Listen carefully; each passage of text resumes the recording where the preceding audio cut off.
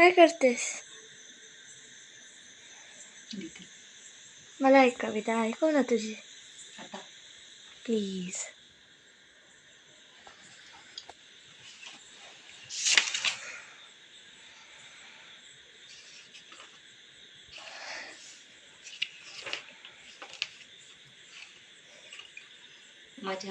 मी शर्मिला निकुंबे, गोविंदनगर धुळे.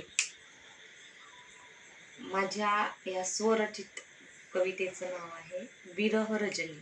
रजनी म्हणजे रात्र.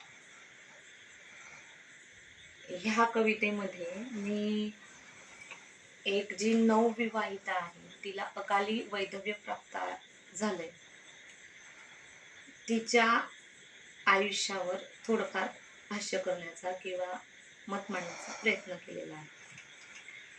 विरह रचना. विरहाची रात्र. साथ सोडून गेलाय तिचा नवरा, अकाली वैधव्य प्राप्त झाले.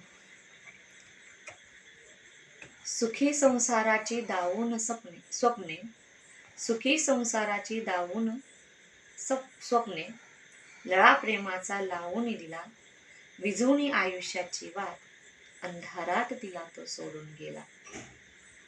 मधाळ चांदणे दावूनी कोजागिरीस अनुरागाने भरला पेला, सुमधुर स्वप्नांची बरसात करून मनास तिच्या रिझवून गेला, विझवणी आयुष्याची वाट अंधारात तिला तो सोडून गेला.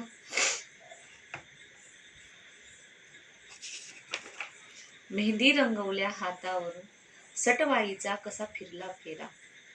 मेहंदी रंगवल्या हातावरून सटवाईचा कसा फिरला फेरा, आयुष्याच्या इंद्रधनुच्या छटा बेरंगी करून गेला, विझवणी आयुष्याची वाट अंधारात तिला तो सोडून गेला.